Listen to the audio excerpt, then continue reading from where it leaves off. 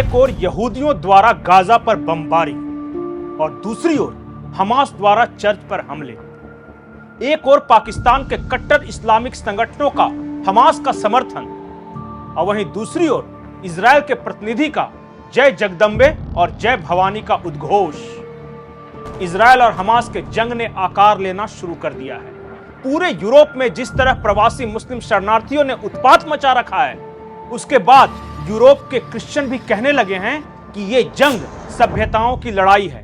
यह बर्बरता और सभ्यता के बीच जंग है। यह जंग सिर्फ इजराइल फिलिस्तीन के बीच जंग न होकर यह इस्लामिक कट्टरता के खिलाफ यूरोप, अफ्रीका, एशिया के सभ्यताओं के बीच संघर्ष है। इसमें एक ओर इस्लाम की वहाबी विचारधारा है और दूसरी ओर ईसाई, यहूदी और हिंदुओं की संयुक्त एकता। नमस्कार, मैं पंकज प्रसून।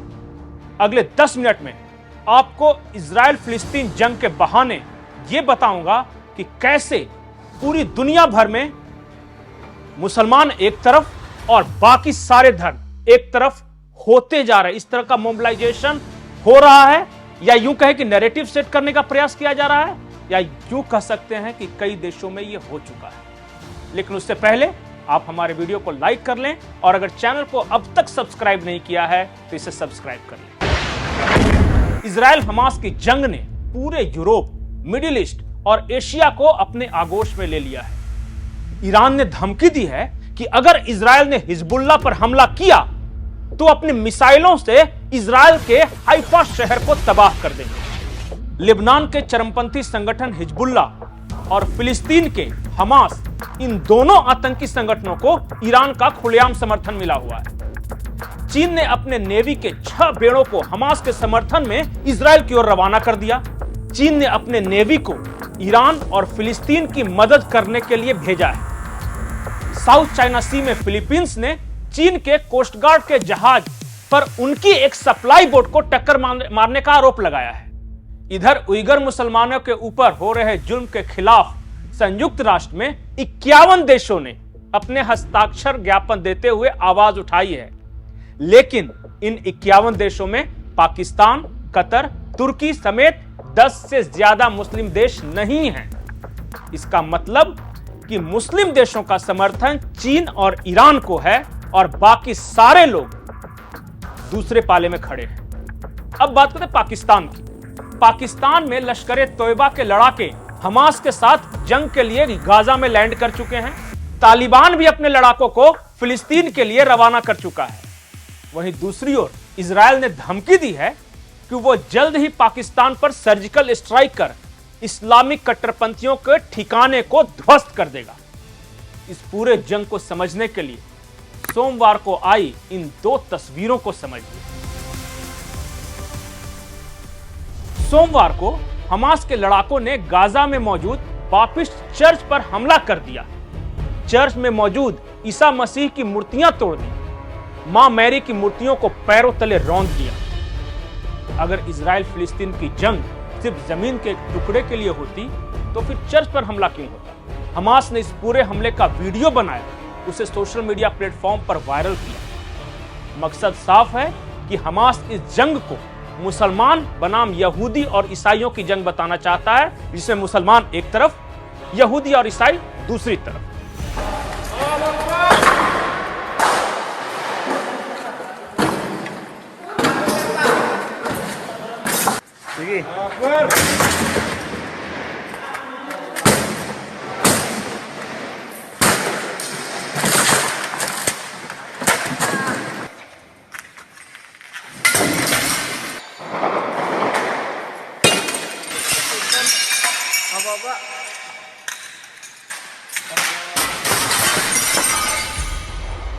अब आइए दूसरी तस्वीर। दूसरी तस्वीर का नैरेटिव देखिए। ये भारत में इजराइल के प्रतिनिधि हैं। दशहरा के अवसर पर इन्होंने शिवाजी की प्रतिमा की पूजा की और हाथों में तलवार लेकर जय जगदम्बे और जय भवानी के नारे लगाए। इन दोनों वीडियो से यह साफ होता है कि इजराइल फिलिस्तीन जंग को लेकर क्या नैरेटिव बनाने की कोशिश की जा रही है।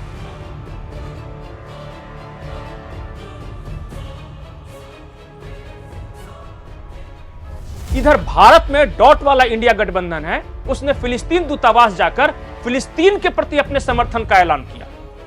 भारत के कट्टरपंथी मुसलमान खुलकर हमास का समर्थन कर रहे हैं, वहीं ज्यादातर बीजेपी के सपोर्टर्स या राइट विंगर्स इजराइल के साथ हैं। रविवार को तेलंगाना में बीजेपी नेता राजा सिंह ने रैली की और भाजपा के साथ वहां इजराइल का भी झंडा लगा था। रैली में उमड़ी लाखों की भीड़ अपने आप में बहुत कुछ बताती है। हिंदू इजराइल के साथ हैं और सेकुलर और मुसलमान फिलिस्तीन के साथ। इस बीच पाकिस्तान से एक बड़ी खबर आई। खबर यह है कि पाकिस्तान का टॉप लश्कर आतंकवादी कमांडर हशीम अली अकरम गाजा में इजराइल की एयर स्ट्राइक में मारा गया। अली लश्कर और जैश दोनों से संबंधित था और हाफिज सईद का नजदीकी था। पाकिस्तान अल्हम्दुलिल्लाह एक एटमी ताकत है। ये एटम बम दिखाने के लिए नहीं रखे गए हैं। ये एटम बम मुसलमानों और पाकिस्तान की दिफा के लिए रखा गया है। हम वजीर आजम से मुतालबा करते हैं कि इसराइल को वाज़ेह पैगाम दें कि फलस्तीन पर जुल्म और सितम को खत्म करके अपना कब्जा खत्म करें, वरना हम इसराइल को दुनिया के नक्शे से मिटा देंगे। इजराइल से जुड़े एक अज्ञात समूह ने धमकी दी है कि हमास के आतंकवादी समूह को समर्थन देकर पाकिस्तान ने अपनी मौत बुला ली है। अब पाकिस्तान के अंदर बैठे जैश और लश्कर के आकाओं को चुन चुन कर खत्म किया जाएगा। भारत सरकार की अब तक तो नीति यही रही है कि वो जंग में किसी के साथ नहीं है। मोदी सरकार ने हमास द्वारा इजरायली नागरिकों पर हमले की निंदा की तो फिलिस्तीन के लोगों के लिए भी राहत सामग्री भिजवाया है। लेकिन यह नीति भारतीय मुसलमानों को गुड बुक में रखने की और अरब देशों से अच्छे संबंध बरकरार रखने की नीति ज्यादा लगती है, वरना देश के नागरिक तो दो गुटों में बंट ही चुके हैं। हिंदू अपने ईसाई और यहूदी भाइयों के साथ हैं, लेफ्ट, लिबरल और इस्लामिक विचारधारा के लोग हमास के साथ, भले ही इस बात को आज कोई माने या न माने। भारत सरकार को एक बात का खास ख्याल रखना होगा। इजराइल ने पाकिस्तान और चीन के खिलाफ हमेशा भारत का साथ दिया है, भले ही कई मौके पर अरब देशों का साथ देने के चक्कर में भारत ने इजराइल का समर्थन न किया हो। मोदी सरकार आने के बाद भारत इजराइल के रिश्तों में सुधार आया है, लेकिन यह देखना होगा कि मोदी सरकार बैलेंस बनाकर चलती है या फिर चीन, ईरान और पाकिस्तान के खिलाफ दुनिया में बन रहे नए ध्रुव का साथ देती है। और यह नया ध्रुव है अमेरिका, इजराइल, भारत और यूरोप। नमस्कार।